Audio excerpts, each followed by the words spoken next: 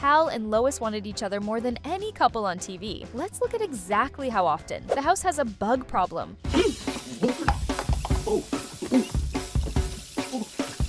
The kind that requires a tent and 2 days of treatment. That is the third bug I've seen today. You have got to call the exterminator. Which means the whole family moves into Craig's trailer. Goodbye. A single-room tin box running at about 150 degrees. Ah, this is cozy. It's 150 degrees in here. 3 boys, no private space, and a chemical toilet that Lois's taco casserole does not help. I only asked out your sister because you said you weren't interested. And I was thinking of you the whole time. Oh, don't give me that! Hal and Lois start fighting about nothing specific, and then the fight just keeps going. Look, I don't want to say anything in front of the boys, but you are behaving like a giant ass. Days pass, nothing resolves. Whenever we'd fight, you'd yell, then I'd yell, but then we would, well, see, we haven't had a chance to because, we're in a trailer with kids and we can't. Oh my God, Hal, you're right. What he's describing is the reset. The fight doesn't end because they talked it through or someone backed down. It ends because Hal and Lois find each other. And in Craig's trailer with no privacy and 3 boys in earshot, that option doesn't exist. Keep it down! Huh? Don't talk to your mother like that. Why don't you go sit in the corner? Their solution is to put on gas masks and sneak back into the still fumigated house. It is the most extreme version of what the rest of the series will keep documenting, that for these 2 people, physical intimacy isn't a side note to the marriage, it's load-bearing. Not long enough for that look. Malcolm picks up a piece of fancy silverware at dinner one night. When was the last time you used this? The night you were conceived. You want more details? No. Good. By season 3, the show has already established the baseline with actual numbers, not just description. Oh, honey, please not tonight. It's freezing. At a poker night at Hal's house, the group's usual one-upmanship contest turns from neck length and chip dip to something more personal. And I expect to stay on one once I get home to Alana, if you know what I mean. How often each of them sleeps with their wives. 2. Hal throws out a number that gets immediate pushback. Just twice a week. Oh, per week? Oh, then 14. The room goes quiet. Abe backs him up. He's telling the truth. Believe me, I went on vacation with him. If anything, he's underselling himself. Guess I win. Nobody at that table beats him. Not the dip guy, not the neck guy, not the guy with the better watch. I don't care how high you wear your socks. You ain't beating that. Hey, hats off to you, man. 3 seasons later, the show removes it for 1 week. Boys will be home in 10 minutes. I'm willing to accept that challenge. Lois has a low-grade infection. She's on antibiotics. No sex until the course is finished. A week, Hal. No sex for a week. Wow!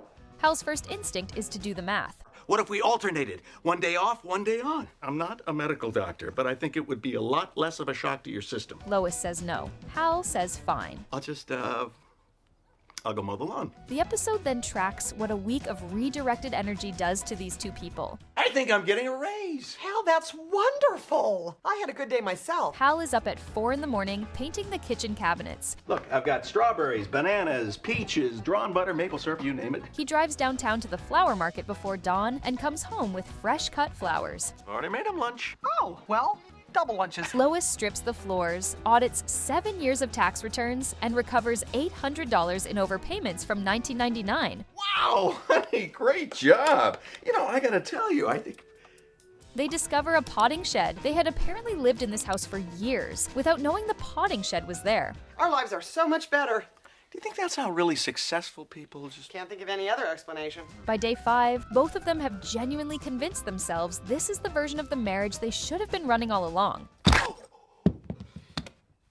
Then Hal finishes the carpet and walks into the bedroom, still talking. Something about the carpet, the insulation, how it's all adding value to the house. He doesn't even look up. When he finally does... Lois, what have you planned? Nothing. He tells her it takes 2 to play this game, already proving he doesn't believe his own line about staying above their animal instincts. Tool belt on. That's what the whole antibiotic episode is building toward. Not the crepes or the potting shed, but the fact that 5 days of discipline collapses the second she's actually in front of him. The show returns to this in Long Drive. During an extended sex talk Lois gives Malcolm in the car. What are we gonna talk about for 3 hours? Sex. One of those conversations where she's nominally talking about teenagers in general and very obviously drawing on her own marriage. Sometimes people will attract other people just to prove to themselves that they're likable. And if that's the reason that you're having sex with someone, you can cause a lot of damage. Somewhere in the middle of it, between demonstrations of contraceptive devices, she says something that lands differently depending on how closely you've been watching. Sometimes after a fight, you feel closer than you feel when you're getting along. It's framed as cautionary advice for a teenager, but it's also Lois identifying exactly what keeps her marriage running. Hal, at home, doesn't know any of this is happening. He's packing her things for the trip to her sister's, and as she's leaving, he watches her pick up her pillow and asks one question. Well, what am I supposed to sniff while you're gone? Lois articulates the pattern in the car while Hal enacts it at home without knowing he's doing it. Hey, may include a snack. That gap is the whole couple in about 20 seconds. By the time Lois is pregnant with Jamie, there's enough of a running thread that the show can drop a reference into a completely unrelated scene without setup. Pencil's too short. Hal! Oh, right. It's the middle of the night, she's in labor. Hal makes a confident claim about when the baby was conceived, I told you it wasn't conceived in the elevator. It was Dewey's parent-teacher conference. and she corrects him. No, Hal, I'm not having the baby. We said we'd finish making out our will tonight. The surface joke is that Hal has been wrong about this for 9 months. What's underneath it is that there were enough plausible candidates that the elevator was a reasonable guess. Besides, how do you know you're not having the baby? You're not a doctor. By season 5, the pattern holds even under the worst circumstances imaginable. You can threaten my children all you want. I don't care. The night before Hal has to report to prison for fraud, he gives Malcolm a final piece of fatherly advice, That you learn from my mistakes. Don't ever settle, Malcolm. and then goes to find Lois one last time before he's gone for who knows how long, I probably wasn't gonna sleep tonight anyway. for reasons that have nothing to do with nerves. I need to talk to Dad right now. Maybe I'll wait 20 minutes. By season 6, the kids have figured out how to use this against their parents. I've never even told Reese or Malcolm about it. It's like the ultimate defense against Mom and Dad. Totally bulletproof. There's a vanilla candle on Hal and Lois's nightstand, lit every time they have sex, until the scent alone has become a trigger. Now it's gotten to the point that every time that candle is lit, all they can think about is going back to their room. Francis explains the mechanism to Dewey directly. Wow, thanks. You're now brothers of the candle. Light the candle, deliver the bad news, and whatever trouble Dewey's in will be forgotten in about 90 seconds. Okay, first off, we have to figure out a punishment. That's right, and it's going to be really...